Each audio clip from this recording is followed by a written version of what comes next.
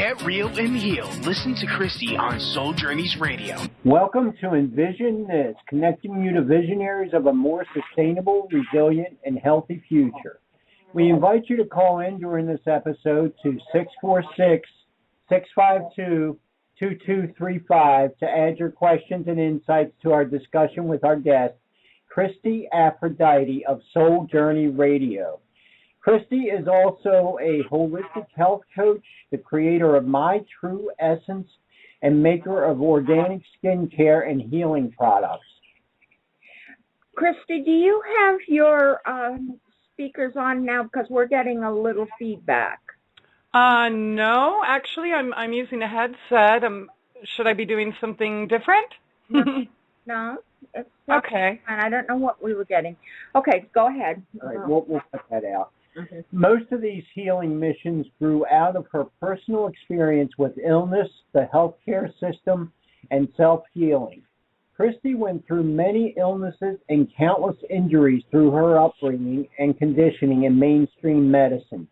After decades of entrusting the professionals in the system, she found it getting her nowhere, but sicker, ultimately leading her into a wheelchair, paralyzed from the waist down.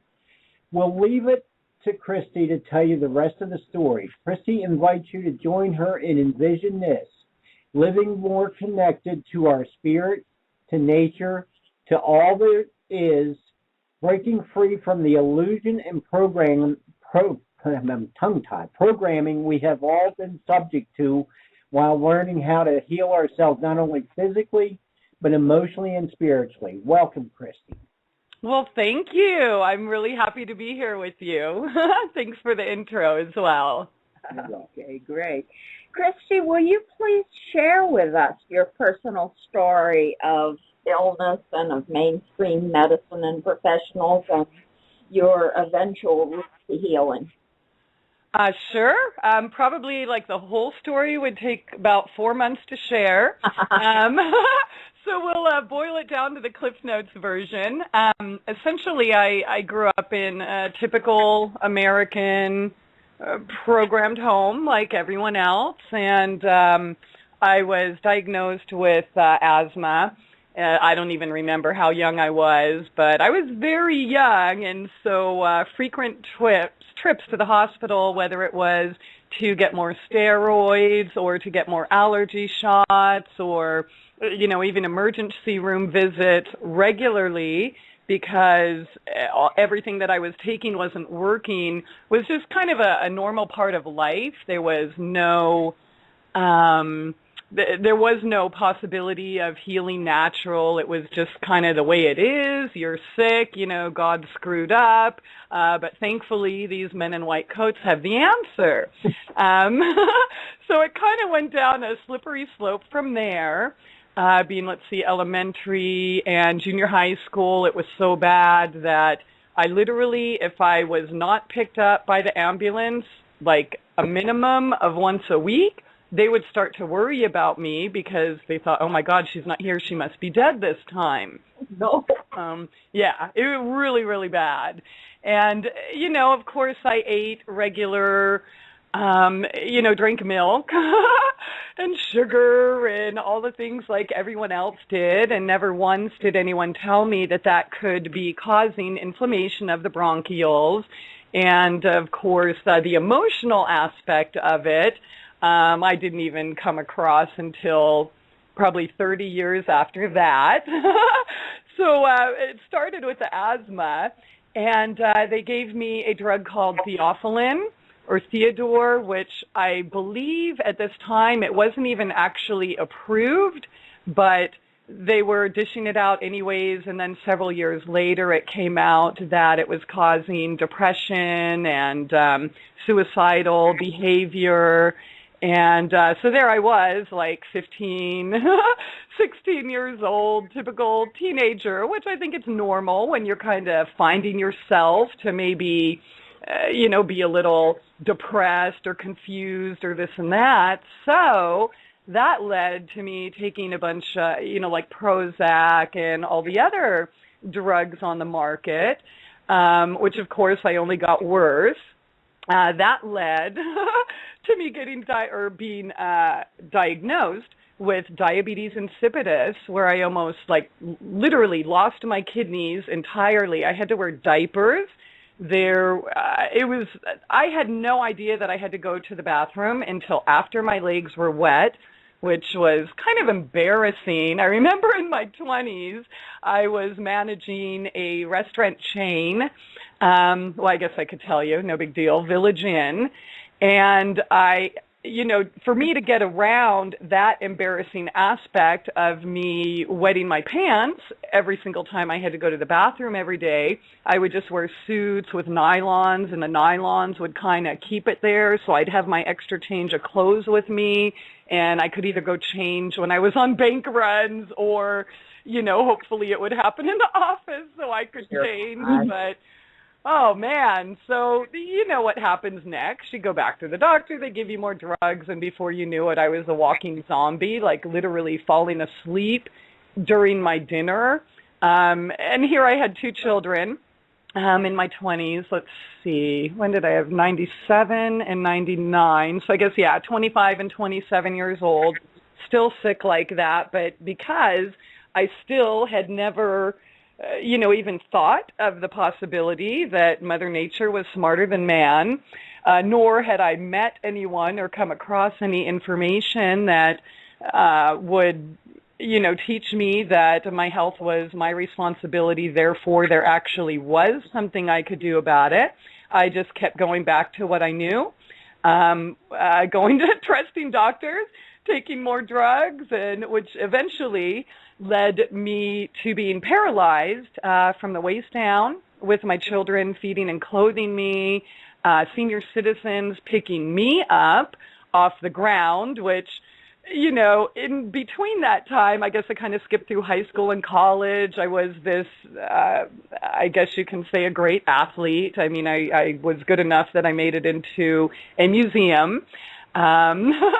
So it was really, really hard for me to deteriorate to this, rock solid, strong Hall of Famer into this just wilted, withered up, decrepit little girl that, people that I used to help are now helping me. I guess it was around 2005 or 6. Oh, I also left the nutrition major part out of it. I was a nutrition major.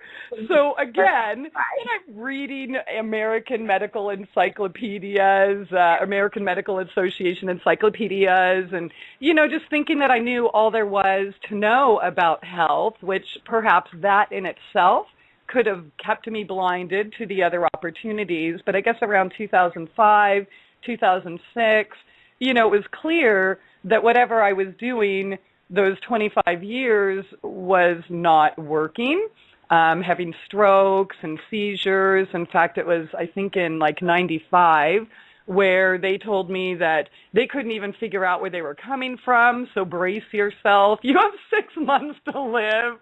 And, so I guess I got kind of frustrated. And I finally met a woman who had left mainstream medicine because she had, again, same type of programming, went to one of the top medical schools, really cared about trying to help people, but she was just watching everybody die until she came across Facoidin, which is brown seaweed supplement, Modifilan, which I take myself. And she started seeing people that were literally in intensive care and on their deathbed, just healing in no time or making marked improvements in just 2 or 3 weeks.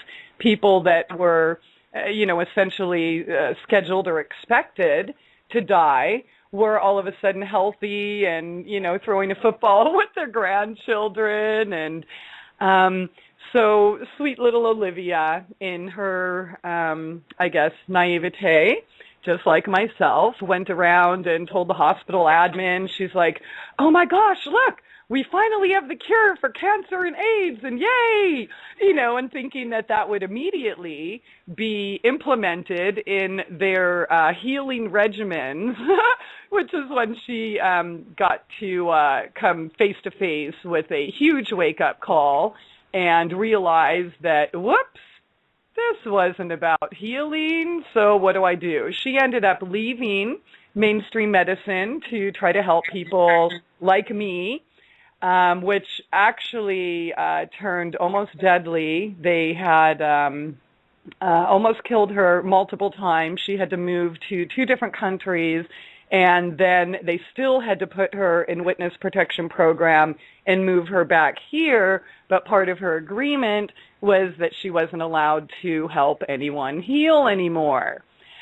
During that time, I had already show, but at the time my show was more politically charged. It was more like, oh my gosh, can you believe that Uncle Sam is doing this? You know, part of the first step of my wake-up call type thing. And so I had her on the show a couple times and met a couple other people, like one of my friends who asked if, well, Christie, I know you're in a lot of pain. If I send a masseuse who knows a lot about herbs over to your house, would you let her work on you? And I had no idea what I was in for. In fact, I had never even had a professional massage, again, let alone an herbalist, because, you know, those crazy witch doctors, don't they understand everything we need is in a pill bottle already? And so she introduced me to what I call the gateway drug, which is dandelions. And I love it. Love it. Dandelions, which is broken free from the lined up gardens and spread out wild onto our lawn. Yes. Well, it was just crazy. The first time she suggested that I drink dandelion, she's like, yeah, you know those weeds out there? Why don't you have your children go pick some and make a little tea? And I'm just like, dude, whatever that is you're smoking, pretty please can I have some? Because it was just the craziest thing I'd ever heard. I mean, I remember from the time I was a child, naturally, I think children want to pick them up, stick them in their mouth, or smell them, or pretty, or, you know, whatever children do with them.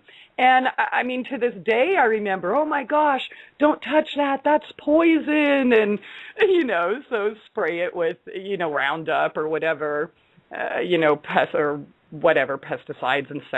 I guess it's not herbicides they were using back then. So, yeah, dandelions was, like I said, I call it the gateway drug, and that got me into learning more about weeds and how they were the most nutritional thing ever. And, yes, while I do grow a very large and beautiful garden I work very hard on, I am completely convinced that there is nothing that I can grow as far as organic fruits and vegetables that pack the same wallop of nutrition as we can get naturally, which just grows everywhere, you know, those beautiful little angels we call weeds. So that was kind of it in a nutshell. I got tired of being sick and tired and figured I had to implement what Olivia and my other friends were telling me. I just figured I had nothing to lose. So why not? I mean, and I just kind of quit going to doctors and doing it on my own. And like 6 months later, I was out of a wheelchair, and I've only gotten better and better ever since. Oh, what a great story. Yeah, that is a great story. Christie, why is it important for us to be more connected to our spirit? Well, that's a really good question. We could talk about that a lot. But for me, what it is that's where truth is. That's where we can experience life fully. You can never be deceived again. And again, this is just my opinion, my experience, but I spent the first, say 90% of my life totally going against it. You know, we're taught, oh, don't trust your intuition or your dreams. I mean, that's just fantasy. And, you know, those invisible friends that you talked about as a child, well, hey, we have drugs for that. And so we, you know, tend to distract ourselves, whether it's through beer or football or Doritos or porn or whatever it is, because we learn to become afraid of ourselves. And spirit lies within all of us, or maybe it is us, and it's the physical that lies within us. I really don't know the answers to that, but I'll tell you what, when I became connected to my higher self or started to remember who I was, that's where I was able to heal myself and become my own doctor and do all these things that everybody here in the physical plane or bound to the five senses would say is impossible.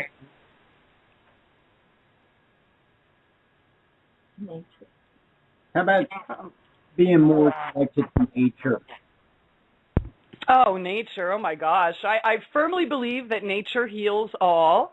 And again, it's one of those things that we're just we're taught to fear. We're taught, oh, the sun is bad for you. It's going to get you all those sunspots and skin cancer and, put on this, what's it called, sunscreen, which, by the way, has more than 200 carcinogens in it, where the sun actually can protect you from 77% types of cancers out there naturally.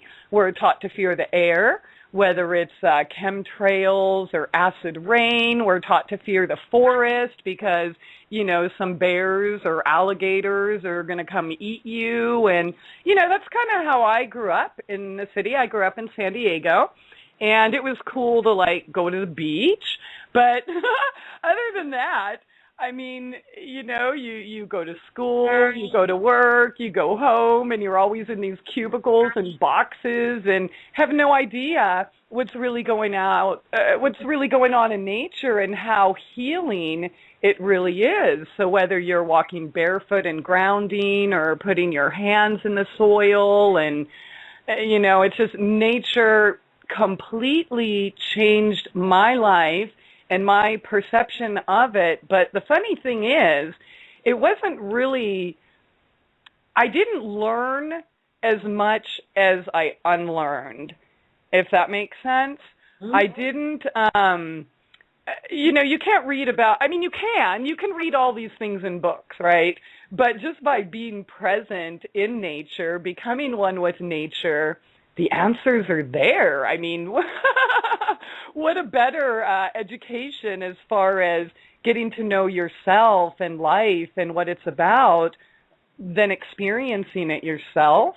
Well, I always knew I love to walk barefoot. I've known it since childhood. I've known how good it felt, how affirming it was. And yet it's only recently that I've read that, grounding actually brings the energies of the earth up through our feet into our body, and that these energies interact with the energies of the sun and balance them out. Mm-hmm. Definitely. Well, it's really amazing. I found out later, this Mother Nature and all these things we're supposed to fear. Wouldn't it be crazy if we really were Mother Nature? When you look at, exactly, and when you look at the elements, for example, which water, which really is just a couple gases put together, but we'll call it water. We have the exact same percentage of water in our body than on the planet.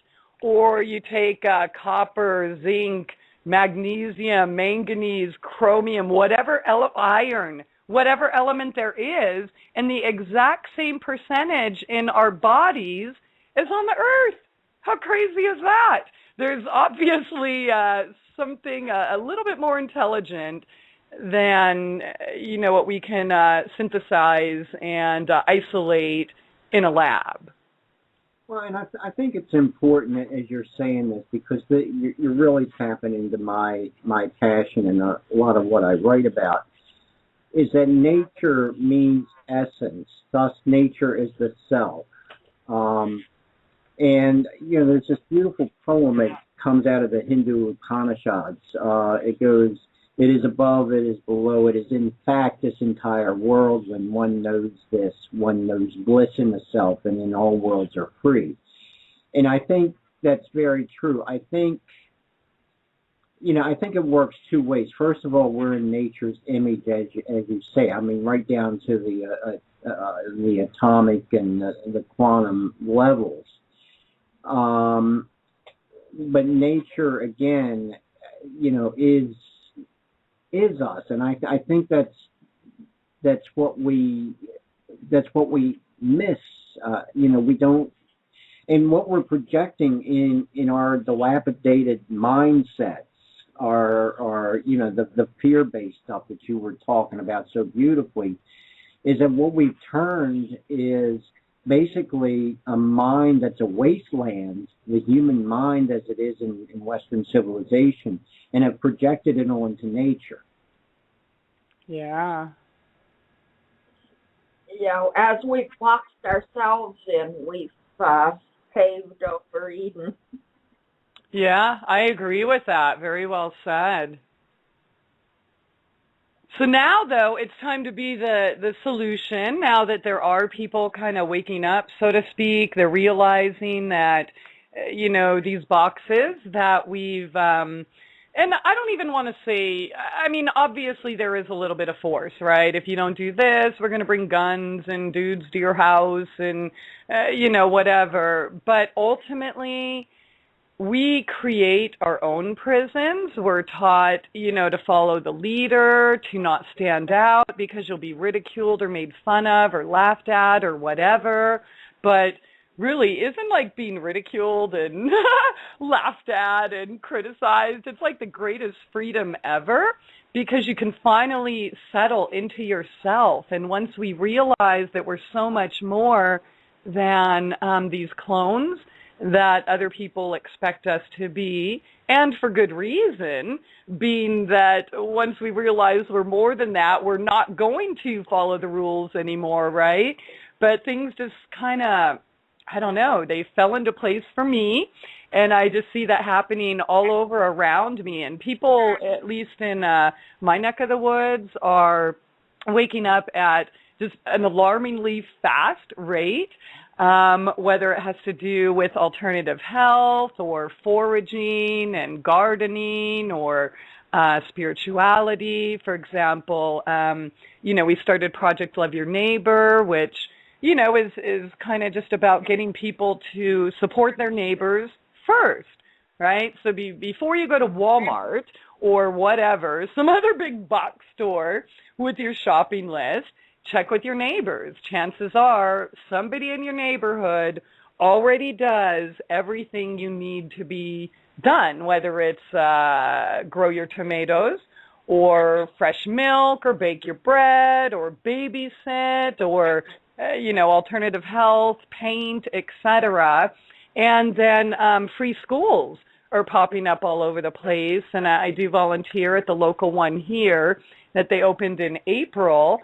And already, just since then, 3 other schools in the local area, so I mean within about 100-mile radius, have already opened up. So it's just beautiful to see people coming together and sharing what they know and teaching people. And I'd like to see a world like that, where we have more choices and children aren't kidnapped at gunpoint with mommy facing 56 years in prison for ridiculous charges such as felony educational or felony, what they call it, medical neglect. Right. Yeah, we're free, huh? So to summarize what you just said, I mean, a lot of what you're talking about is really building community to let's get our needs met. How do you help folks to break free from the illusion and programming we have all been subject to? Well, that's a good question. I really, I feel like my job is to plant seeds. There really is a fine line between what we would call help and what those we're helping would call nagging, right?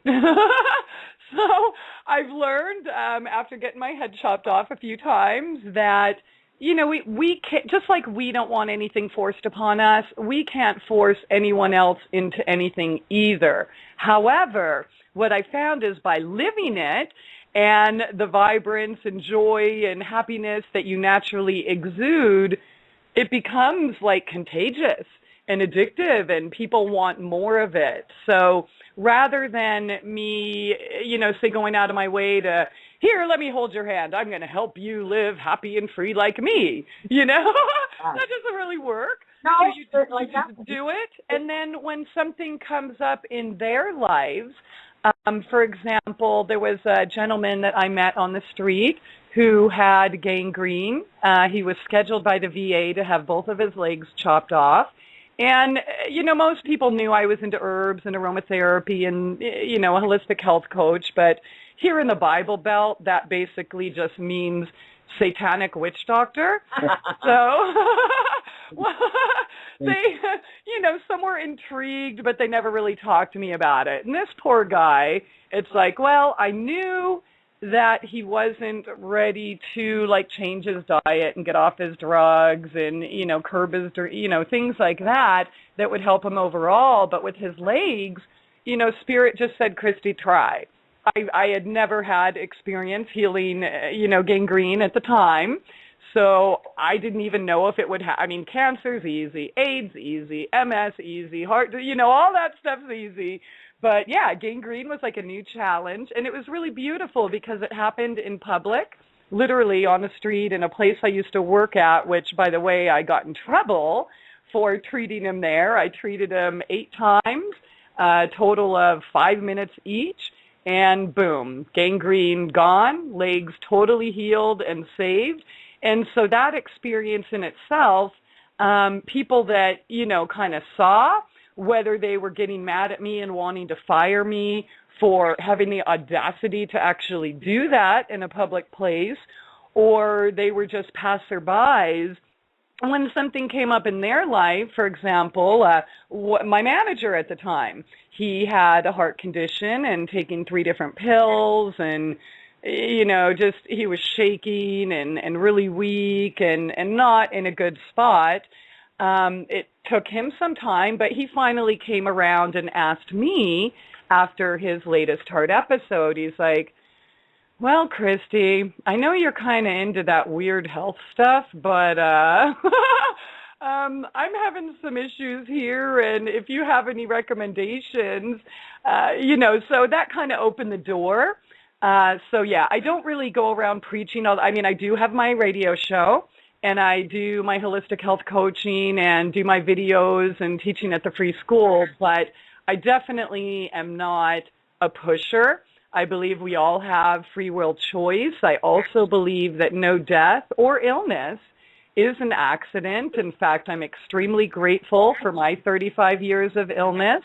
And, obviously I want everyone to know that they can be happy and healthy and free, but sometimes we have a different path, and we go through these experiences for different reasons. And who am I to judge somebody else that wants to, stay eating McDonald's, Diet Coke, and taking their pills? That's okay. That's their choice, and they know I'm here if they do want another alternative. Christie, you mentioned your practice. Could you tell us a little bit more about your practice? I'm sorry, I'm getting feedback. It's some confusion. Yeah, it's cutting out a little bit for me too. I did not get your question. Oh, could you tell us more about your practice? My holistic health coaching? Yes. Yes. Oh, okay. Well, I guess, what can I tell you? It's a very all-encompassing approach. Like, people will, sometimes when they find out, they'll say, oh, well, what do you do for XYZ disease? And it's like, well, it depends. Because that's where holistic health differs from allopathy. You take the individual into consideration. And the wonderful thing about the abundance of Mother Nature is that we have choices. Like where you go to the doctor, it's, oh, well, you have to take Cipro, or you have to take, name a drug, pick it. But in Mother Nature, for example, say you don't do well with peppermint. Well, guess what? There's rosemary. Or say you don't do well with, raspberry leaves. Well, there's plantain. So how I deal with the individual is finding out their lifestyle and what they need. Because a lot of people think that to be healthy, you have to give everything up that's fun or tasty.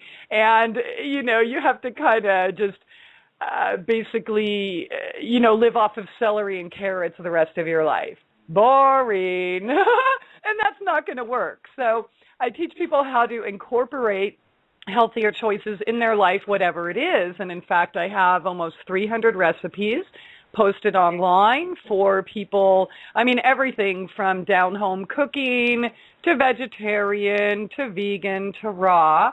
And I give different options for people. Let's say you really, really, really can't do without pizza. All right, fine. We're going to have pizza, but here's a better way that you can make it yourself. If you're not lactose intolerant, you're cool with a little bit of cheese here and there, that's fine. If you need a vegan alternative, this is how you do it. Kind of encourage herbs, which, I think most people look at like basil, oregano, sage, rosemary, thyme, things like that as culinary herbs and just something that, has a really nice flavor and aroma. They don't really realize the medicinal benefits of it. If you really like ice cream, for example, you don't ever want to give up your ice cream. Well, I can teach you how to make your own delicious cashew, creamy avocado, carob, date, banana, blueberry ice cream and such. So, there's multiple things that are that kind of go hand in hand with that. The holistic approach, or my preferred method, is more of a slow baby steps that lead to lasting lifestyle changes, but also pampering yourself. I don't believe in denial. I'm not one of the... I know there's a lot of people out there that'll just say, oh, well, the only way to heal yourself is 100% juice fast or 100% raw or 100% this and that. And I disagree. In fact, I have yet to find one person who has completely healed themselves of their ailments with that approach. And the reason is pretty simple. Denial doesn't work. When you tell Johnny to stay out of the cookie jar, right? You can have anything else in the kitchen, but don't touch the cookie jar. Well, what happens? All he wants is the cookie jar. Well, why can't I have that? And what's in there? Ooh, wow, they must be really special. And, of course, our ego, when we tell ourselves, oh, you can never, ever, ever have ice cream or pizza again as long as you live, what are you going to be focused on? Same thing with smoking or alcohol or any other addiction. I try to help people find something new to be addicted to. For example, the guy with the heart disease that, by the way, I don't think I finished that part, but after he came to me for help, 3 days later, all of his shaking was gone and he was off his meds and he's still fine to this day. It's been over a year now, but he just switched his addiction to soda for herb tea. So some people switch their addiction to, meth to exercise or raw foods or things like that. So, the way I deal with each individual is based on their needs and what will work for them to encompass a lifelong changes, not, hey, let's just do this diet and you're all great. And, I'd like to equip people with everything that they need to know to, so they never have to come back to me. Giving us some great examples of how you help your clients to heal themselves physically. Would you give us some examples of how you help them to heal themselves emotionally? Yeah, I love that you asked that. I got chills, in fact, because emotions are like the most important thing. And again, in this society based on denial, whether we're talking about Mother Nature or spirit or whatever, we're also taught that emotions are bad and, either ignore them, suppress them, etc. So I actually, this is like my favorite part of it, is letting people know that it's okay to be human, to find out, well, first of all, every organ in our body correlates with an emotion. Again, everything is all connected. So once we discover that, we can, for example, lungs. I'll use myself as an example.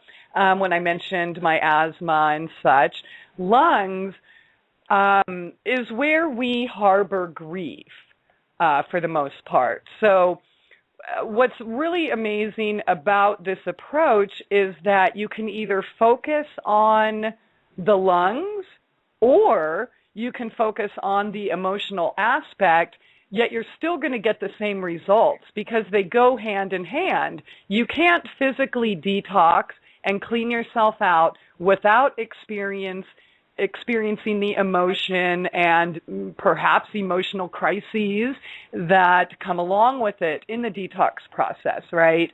So if you're aware of, okay, well, what am I not allowed to feel? Have I been feeling smothered or stifled in some way? Or perhaps I'm doing that to someone else. Am I not being allowed to participate in a certain aspect of life?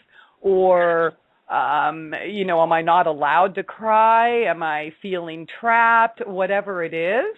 So I can look at where people are experiencing the pain and then go through a set of questions based on, and they don't even have to answer them to me because obviously that's personal and we've been taught that it's not safe to discuss these things because you end up with drugs and a straitjacket, right?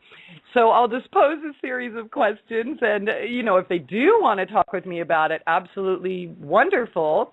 But if they don't, that's okay too. I am a really big proponent of feeling. You have to feel to heal. So whether it's crying, whether it's screaming at your pillow, bioenergetics therapy, I have found to be very useful. There are certain psychologists that are using that approach now, where they find out, they found out how essential it is to feel our emotions, give them a safe place, or even help them find a safe place. And, more often than not, a safe place isn't some, dude behind a desk making $400 an hour to make you feel like crap and, dish out a pill, right? So a safe place would be, if you have family that, isn't belittling you or whatever, great. Or a friend, girlfriend, boyfriend, a dog, a pillow, a bird, a tree, whatever it is. So that's where we get at is where is this pain coming from? Let's look at the root. I try to help people get past the blame game, the fear and where we are blaming others for whatever pain. For example, I know many people that have gone through experiences like I have with doctors and hospitals, but they're still so angry. They're like, oh, the doctors did this to me, or this drug did this to me, or that person, whoever it is, did this to me. And so I like to try to help them to see that we choose all of this on a soul level, and all of these experiences, whether you're experiencing them, negatively or painfully or not, are all there for our greatest benefit and our greatest good in becoming who we are. So, I hope I answered that question all right. I hear you correctly that healing, we, instead of saying either a physical healing or an emotional healing or a spiritual healing, it's all the above. It's the interaction of our physical, emotional, and spiritual life that, and when we get those energies in sync, kind of, and in sync with Mother Nature, then we heal sort of automatically. That is my experience, and that is what I believe. It's what I've experienced. I can give you a few examples. I know people that are in like the raw type of belief system where they feel the only way they can heal is just eating these specific foods and that's it, yet they find themselves stuck and they can't move forward. They're not actually healing. And I found that, I mean, if you focus just on the food or just on, it's less about what you eat than it is how you eat. So let's see, for example, if you are eating, I'll use Doritos as an example. If you're eating your Dorito without appreciation and gratitude, and I'm totally not, please don't mistake me, I'm not telling everybody to go out and eat Doritos, okay? They do have MSG and all of these things. However, one isn't going to kill you. But if you're putting it in your mouth thinking, oh my God, this is going to kill me, oh, I'm such a horrible person, I can't believe I'm doing this, and, whatever, I deserve to be in pain, well, what's going to happen? It's the same thing. In fact, I have people like telling me, oh my God, I can't believe you grow your own food. Don't you know the chemtrails are poisoning us and the soil is depleted and good luck with that. I would never do that. And it's like, that is like the furthest thing on my mind, and I guarantee no matter what, however poisoned the air, the water, the soil, whatever is, whatever we can grow for ourselves or trade with a local is going to be 1 billion times better than what you can get in the grocery store, right? So I've come across a lot of people where they're like, oh, well, I'm doing everything that Dr. So-and-so says, and I'm still in pain, I'm still miserable, I found that they are not ready to be honest with themselves and address the emotional, mental, and spiritual aspect of it. So in this case, they might be textbook examples of what certain doctors are promoting as the only way to health, yet they're still not healthy. And when they meet me, they're like, oh my gosh, well, I don't get it. You ate meat and you ate pizza and how come you're healthy? You must be a miracle. No, not even close. I'm just a dumb little girl who was able to look in the mirror and get brutally and painfully honest with myself and see, really assess what I was holding on to, who I was blaming for my experiences in life, and, failing to recognize the tremendous growth that occurred due to these, so-called negative experiences. I'll tell you what, of all the, terrible life, changing experiences, being a single mother with 2 children to feed and refusing any type of state or federal assistance, without, exes or anyone else paying my bills, that was kind of freaky. That was really, really, really scary and, seemed really negative and dark and, almost felt like giving up multiple times. But I can look back and it was like one of the best things that has ever happened to me. So I don't know. I've just kind of adopted more of a, and breaking through that fear paradigm and connecting with spirit and nature is just, looking at the abundant gratitude of all of our experiences. And it seems the more that I take responsibility for myself, my health, my life, more miracles, so-called miracles and magic open up. It's just a beautiful place to be. Hmm. Well, at that point on your website, you say, feedback. All is curable and possible if the desire exists. Yes. You explain that all, because I think most of us harbor some little bit of, well, most things are, but this particular problem, no, it really isn't. You were kind of cutting up a little bit for me, Mary, so let me make sure I understand the question. You addressed that I said something about all things being curable or healable. Mm-hmm.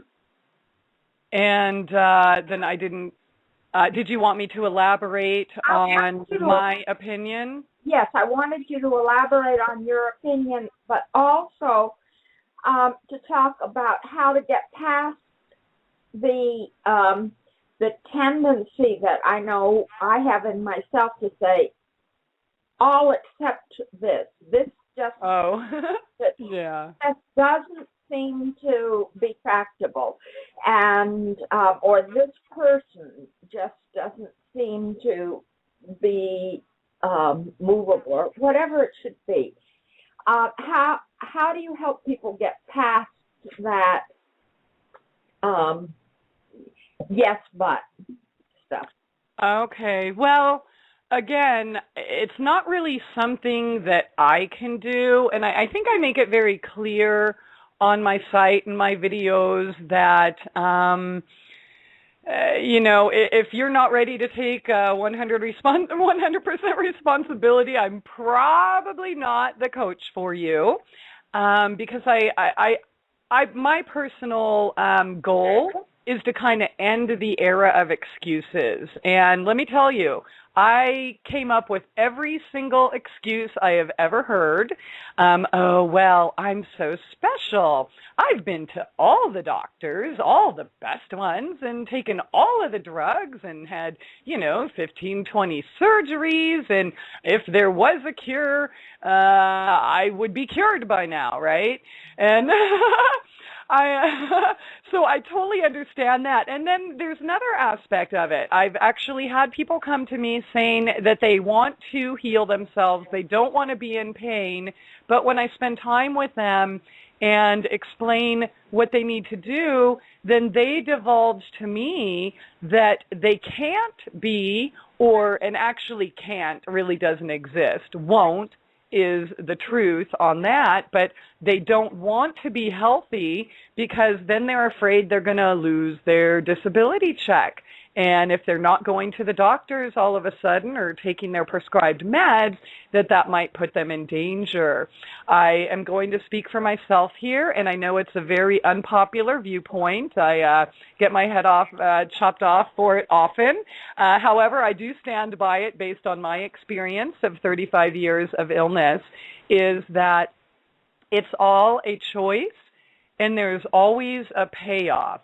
So whether it is that we are trapped in the fear paradigm and just, whatever it is, or maybe we are afraid of our own power, so we don't want to be responsible for ourselves because maybe other people will expect more from us.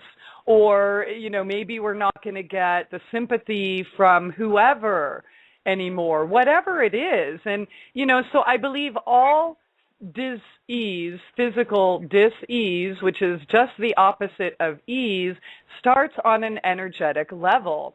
And sometimes sometimes there are things that, really don't need to be cured, so to speak. I'll give you an example for autistic children. Some, yes, can be cured, healed, etc., through proper diet, supplementation, love, attention, emotional and spiritual work. And there's others that, maybe they're not even autistic to begin with. Maybe there's nothing that needs to be healed at all. Maybe it's just a child that was given too much sugar or that wasn't given enough attention and love. So perhaps they're acting out and there really isn't anything to cure, if that makes sense. And then there's others who, through whatever reason, maybe it's past life issues where, for example, maybe I'm your mother in this life, and, maybe I was overbearing and controlling and, kind of forceful. I wanted you to, do everything my way. And so on a soul level, you're like, screw you, Mom. I don't want to have anything to do with this. And so you effectively kind of shut yourself down and so maybe end up with MS or something as a way to, kind of rebel. And again, that's a soul agreement. I wouldn't consider that a physical thing that needs to be healed. It's how we kind of play these things out. And then maybe the next life, you'll be my mom.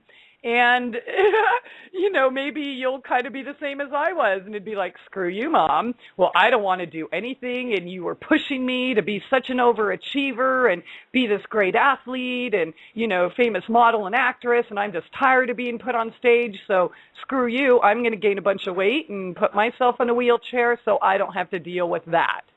So I don't know if that makes sense, but there's definitely a lot more to all of this going on, on a spiritual, emotional level, than typical medicine would like to address.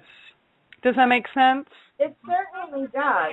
And as I watch the clock, I really want to hear what is your vision for not just a healthy individual, but a healthier, more inclusive culture and future for humankind. Oh, my vision of what I would like to see? Yeah. Oh, okay. Well, I would love to see a place where we take responsibility for ourselves and our others, our loved ones, community, etc. I did kind of want to mention in regards to disease and such really quickly is that, because this also ties back to the emotional aspect. When we are a full spectrum being, that means we incorporate all of that into our being. And many times, if not all the time, I believe that all illness, all death is a suicide. And being that we're not allowed to say, hi, I feel like crap, I hate this world, I just want to go kill myself. I mean, what happens if you say that? You get your door beat down, you get hogtied, you get force-drugged, everybody gets scared and freaks out and walks away. So we do it by drinking alcohol because that's socially acceptable, or we do it by, acquiring certain diseases and such. So when I say we all take responsibility for ourselves in my vision for, and I don't even want to say the future, it's now. It's all happening now, that we can actually look at that and look at our soul agreements. We can look at each other as our brothers, our sisters, as, not people to be afraid of. I would like to see a world where we do more for ourselves and those around us, where we are less dependent on others, whether it's Uncle Sam to feed us or protect us or house us. I would just like to see a place where we are aligned with nature first, because once we're aligned with nature, I believe all of that goes away. The fear goes away, the ability to, the ability to be controlled or be programmed goes away. We begin to discover our own true power, by chipping away at those fear blocks that we hold on to so tightly. And, again, I understand it. I'm totally not judging it. Again, I live it, and I still have a lot of work to do myself. I'm just, spirit in training too. So I'm still chipping away at things. Every time I think I've healed myself or addressed an issue, a whole new world opens up. And it's like, oh, man, I didn't know that there was a door there with a whole nother universe behind it. So as far as politically speaking, if I have to have a label, I consider myself a divine anarchist, where nature rules. There's a set of natural laws. I do not believe in man's laws, and I would like to see a place where people are at the point where they can accept responsibility and take responsibility for themselves. So those, the programming, the system, the matrix, so to speak, just kind of falls on the wayside, and we're all able to discover how beautiful and magnificent, magical and talented and amazing we all really are, including those guys over there that we were taught to fear, right? What we call there was an adjective in anarchist. Would you, that could be a whole episode, but anyway, you expand a bit on that? Honey, you're cutting out. I'm so sorry. I did not understand the question. You call you can't. I hear too. Burl, what did you try? Am I? Yeah, I'm getting feedback too. Yeah. What do you see as our ally in implementing such a world where you could really accept the anarchy of being under Mother Nature's rule, and that's all? How could we implement that? Is that the question? Yeah. I think just by living it, just by doing it. And again, just as with health and anything else, when you see somebody who's, not deadened and rigid and cowering in fear, or somebody who's happy and vibrant and youthful and living their life and magic happens, it's one of those things that people, I think, naturally gravitate towards that and want more of that. So I think the best thing that I or anyone who's interested in that can do is just be themselves fully. Because when you are yourself, other people then get the permission to be themselves, right? Like, oh my gosh, this whole time I was scared to sing because somebody might laugh at me, or I was afraid to share my opinion because, I'm a woman and I was brought up that I'm not supposed to do that. Or, whatever the fear is. So just plant seeds, be yourself, live life to the fullest. I think that people just kind of catch on. I know that even when you bring up that bad word, the A word, anarchy, people think it's like what they see on Fox News and people that are violent and that, nothing could be further from the truth. Ralph Waldo Emerson, Plato, Lysander Spooner, Mark Twain. These are all beautiful, brilliant people just living life to their capacity. And I firmly believe that, what's the, people always ask, what's the purpose of life? I believe it's to discover ourselves, period. And we can't do that when we're living our lives for somebody else. Christie, if you want to hear more from her, about her, has her own radio show, Soul Journey Radio. And if you Google that, you'll find how to get in touch with her. And we want to thank you, Christie, and our listeners. And Thank you. It's been really fun joining you here tonight. I appreciate it very much. right. Well, any listeners that have appreciated this episode, please pass the URL for this episode along to your friends and colleagues who might also want to help envision a more sustainable, resilient, and equitable future. And listen to us again next week when our guest, Burl, is Les Robinson, Australian author of the new book Changeology, which offers proven ways people can facilitate change on the crucial challenges we face in today's culture. Les envisions this, enabling groups, communities, and societies to do things they've never done before. His episode will air Wednesday evening, August 7th at 8 o'clock p.m. and be available on demand at blogtalkradio.com/envision-this. Thank you for joining us. Thank you.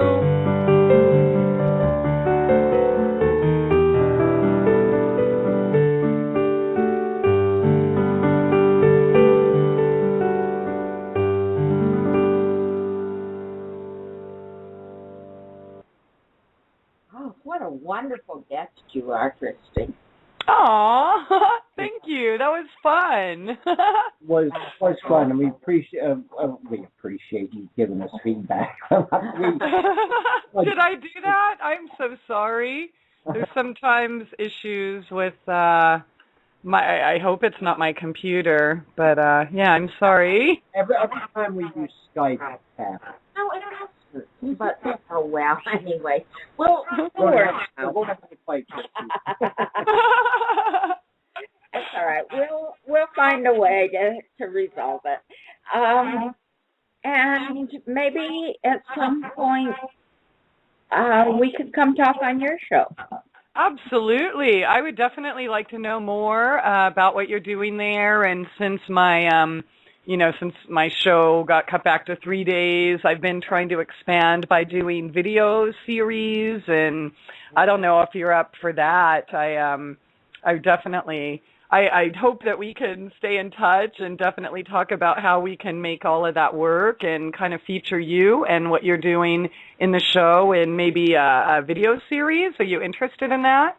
Yes, actually, I was thinking about that today because we've listened to a guy that does videos, and we were going to start doing a fundraiser for our show. It might be and him to help us with that. Okay. In terms of the video, but I was fantasizing earlier this morning about doing some documentaries on sustainable, resilient communities. And doing like a movie, so to speak, and try to. And my wife, I want to take it back a little bit further because my wife did a book back a few years back, Bringing Food Home, the Main Example, where she interviewed a lot of people doing sustainable agriculture, and something to that effect, except for it would be a documentary where we're interviewing people who are doing the work that we're envisioning, or creating the work that that I think the cosmic mind has in mind. Yeah. Cosmic mind is envisioning and it plants a different seed in each one of us to bring it to fruition. And there's a lot of, it seems like, I don't know because I'm not there, but I've heard that there's a lot of very self-sufficient people in Maine, and it's very kind of community-based. Is that what you're experiencing where you live? Yeah. More so than in the lower 49 states. I think Maine was settled, or there was a big exodus of old hippies back in the 60s, Ah, okay. So that's what it is. That's why they're such badasses. Yeah. So you have a lot of 60-year-old pot smoking hippies up here, and Perfect. they're all about doing natural. Perfect. Whatever works, huh? I'm with them. I'm All right. myself. So. And when Lisa, she told me, when we did that little World Naked Day thing and all the videos and such, did she say that you were nudists? I have been at one point in my life and probably will return to it. Right now, because my mother-in-law is with us, it probably is not the wisest thing. Yeah, I have been, and as a matter of fact, I won a full summer's membership at a nudist camp once because when I was pregnant with my second daughter, for a Halloween get-together, I painted what was going on in the interior of my body, on my belly, on my expanded belly. And oh, wow. That was my costume for the thing. And so that's kind of neat. And in fact, yeah, totally. Yeah, in fact, we have a friend right now who wants us to come and do a body painting with her to help her as a kind of self-acceptance, emotional healing. Yeah. Oh, my God. I would totally be into that. I wish we were closer. I personally am really working on, shedding all of those barriers, the fears, the shame, the guilt, and, I'll be honest with you, I still have a lot of that in me. It's like, oh, this is supposed to be private, and oh, my body's so ugly, and everyone's looking, so while I've been actively trying to break through those barriers, I mean, I think that's a really cool idea, and I think that would be an awesome thing to talk with you guys about. Yeah. How you broke through that and got past the fear. I was talking with one of my friends recently. We were just kind of laughing about it, and he's in a band, and he played at a nudist colony like less than 2 weeks ago or something. And, he was all embarrassed or thinking, he didn't really know what to do, but he showed up and played his set in clothes. And he's like, by the second day, he's like, I was tired of standing out. So he just went nude, and he said he felt great and fine, and it was so freeing and liberating. And I think it's really important to, again, chip away at those chains, right? Yeah. It's neat when I was at that nudist camp, I was really good friends with the owners, and we went and listened to and interviewed some people that were going to be musicians the following summer for us there at the camp. And they asked, do you dress for dances? And we answered, yes, for that kind of dancing together and that kind of close physical exchange. We do ask that people wear clothes. It's practically the only situation in which we do. Well, they arrived in evening gowns and tuxes because what they meant of do you get dressed for dances is, do you get dressed up formally? Oh, that's funny. But I mean, I'm sure even if you're nude 24/7, it's still fun to put on a dress or a costume or something once in a while, right? Absolutely. Yeah. It can be, and as a matter of fact, we would do fashion shows and things, just because it was such a delight to understand that this was just an art form, that it wasn't a necessary cover-up, that it wasn't a makeup in order to be presentable. It's a decoration, a costume. Mm-hmm. Yeah. That's a good way to look at it rather than, oh, well, you know, we're ugly, so this has to be covered, or, you know, they're out to get me, and, you know, things like that we all fear. I mean, that's what women bring up a lot, or even with the whole free the boobies thing and going braless. They're just like, oh my gosh, well, everyone's going to stare at my boobs, and, you know, they're going to, like, sexually, whatever, assault me or something. It's like, really? And you know what? All that worrying you're doing just really, I mean, nobody has time to look at anyone else because they're all worried about what everyone else is thinking of them. That's the whole thing, and then that's one of the ways that I think we are not allowing ourselves and are being reinforced in not being ourselves in by not accepting ourselves in our nudity.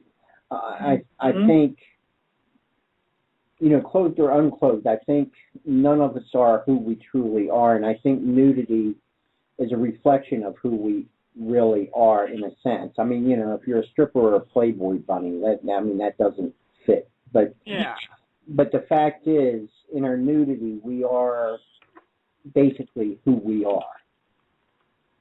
And that's what gets suppressed in this culture. Yeah, it's true. And like when we're suppressing that, I mean, I'll tell you, like when I finally went braless, it just freed me up so much, not just physically, you know, yay, I can breathe, but again, it was one of those things that helped me, I don't want to use the word evolve, but elevate or just open up more spiritually, mentally, and emotionally. So yeah, I'm just, wow, what if I was free to actually walk outside? And when I lived in the country, I would go garden naked because I didn't have neighbors. But now I'm in a neighborhood and a cop across the street, and I'm afraid to even go naked in my own house because, you know, sometimes they're standing outside in the windows, and it's like, how lame.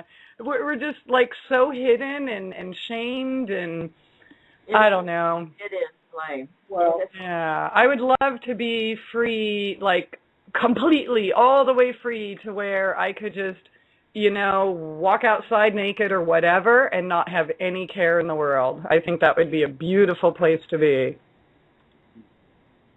Interestingly, we have a neighbor up the street who feels that way about his nakedness. And one day when his wife is just the opposite. One day when his wife was away, he, I guess, had been drinking enough to have lost some of his inhibitions and not be thinking about it, and he needed to go into town to get something. So he came down, and he knew he was too drunk to be driving. So he came down and asked Burl, would you drive me into town? And Burl said, well, yes, I would drive you into town, but don't you think it might help to put some shorts or something on before we got to Well, I wasn't even thinking about the fact that I mean, it was so wonderful, so free.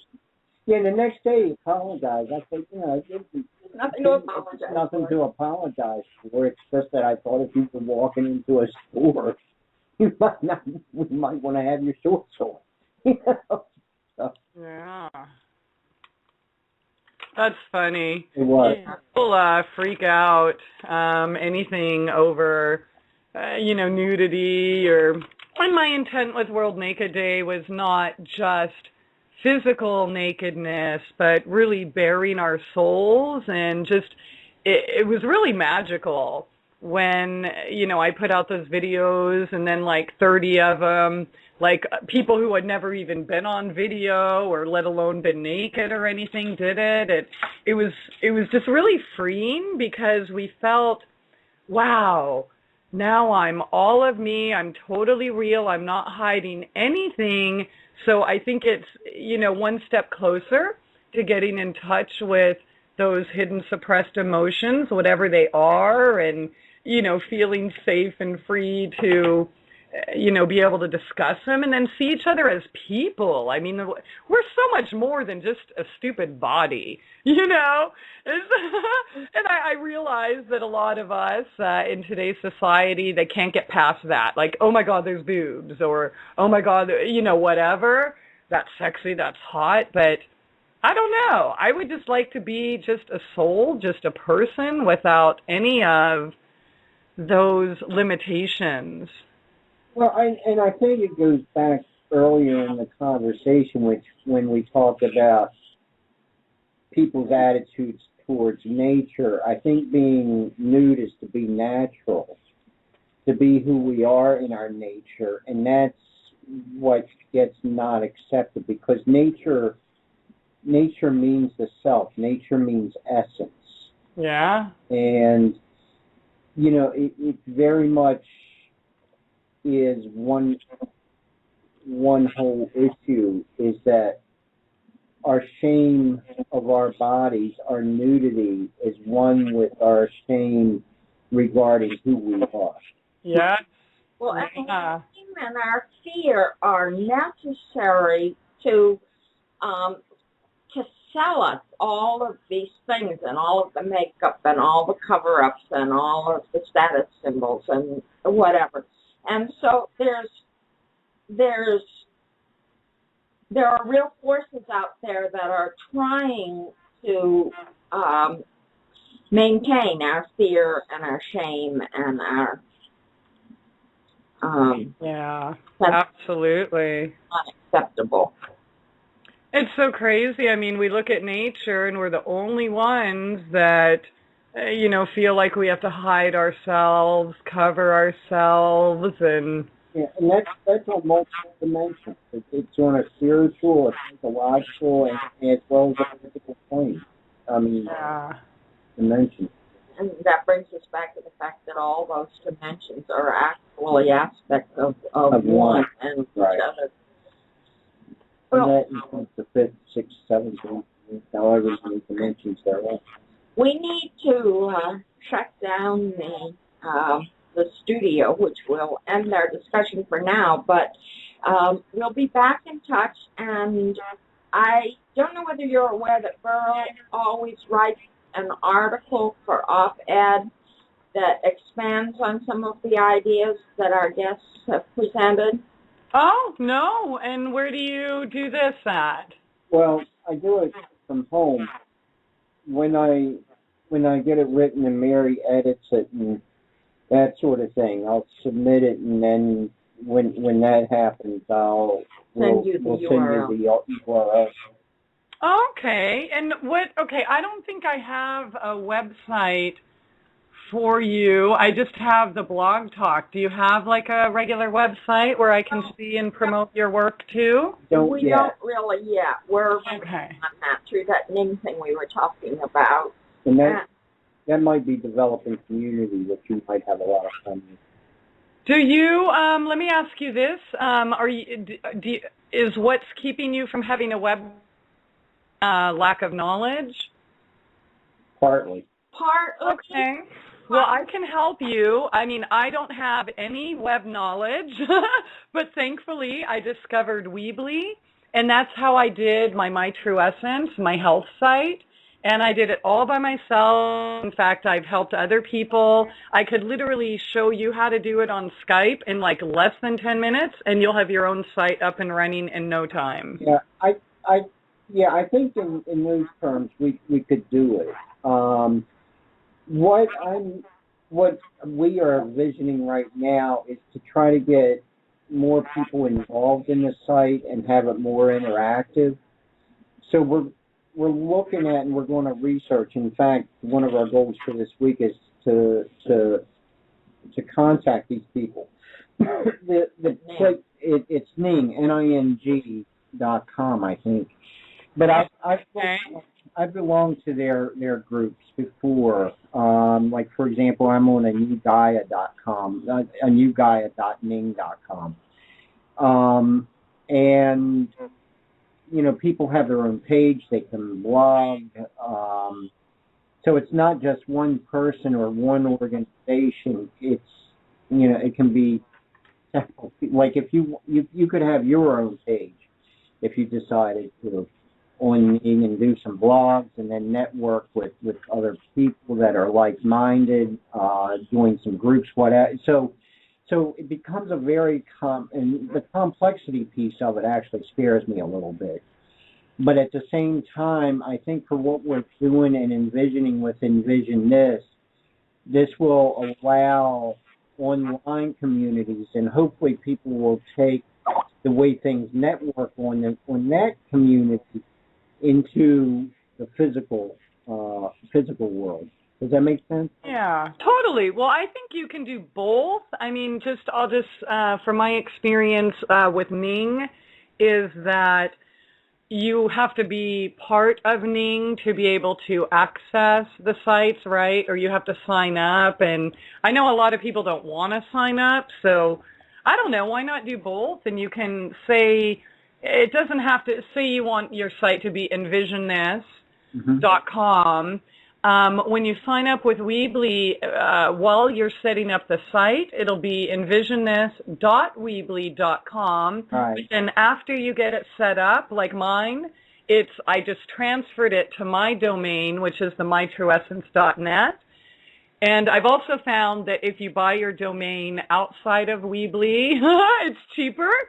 So whatever your name is, you can buy a domain for $10. You can set it up for free and super, like, mind-blowingly easy, and then transfer it there. And then when you have your Ning page or whatever, you can use the links to your site, and then that site will be open and available to everyone, not just members of Ning. Right. We're getting a signal that we're going to be losing our contact to BTR host, which is also, since you're on conference call with that, means we're going to be losing our signals to you. Okay. We just want to say blessings, blessings, blessings, and wonderful. Yes. Aw, you too. Thank you so much. And I put that link there in your Skype. Like, if you do set up a Weebly through there, you get like a free month of premium. And seriously, I can totally hold your hand, walk you through it, and you'll have your own site in less than 10 minutes. Okay. Thanks so much. Yeah. Yes. If you can post on Facebook, you can do Weebly. Because that's what kept me from having a site. I bought my domain 4 years ago, and it just sat there. So I bought mine a year ago, and it's been just sitting there. Oh, okay. Well, what's your website that or the name that you want to use? Envision This Radio I think it's net, but it might be org. Okay, yeah. So then just start one in Weebly with that name, and I'll totally show you how to do it. Then you transfer it to your envisionthis.net or org or whatever it is, and boom, you're up online, and then you're available to everyone, and that might make things grow. Great, yeah, great. I like the name Weebly. Yeah. Weebly's wobble, but they don't fall down. Yeah. Well, seriously, let me know if you want help with that. I promise you it will take no time at all. It's just I'm so grateful that I can finally be, like my radio site, I have to pay money. I've always had to pay other people to do it because I don't have the knowledge, and honestly, I don't even really want it. I don't want to understand code and things. It doesn't, I'm better in the kitchen and the garden, Exactly. So, but yeah, Weebly is for everyone, including people like me who, are somewhat technology shy and maybe even fearful. That's me also. Yeah. So yeah, I promise you, it's helped me so much. We're in a different time zone, and our dogs are hurting us because they think it's time for us to go to bed. So they Okay. Well, all right, you two. Thank you so much for the opportunity. It was really fun, and seriously, just let me know if I can help you with anything, and we'll get together and see what we can do about the video, show, and get your website up. Thank you. Sounds good. Thank you. You're welcome. Thank you. You have a good night. You Good night. too. Bye. Bye. Bye. Get real and heal. Listen to Christie on Soul Journeys Radio.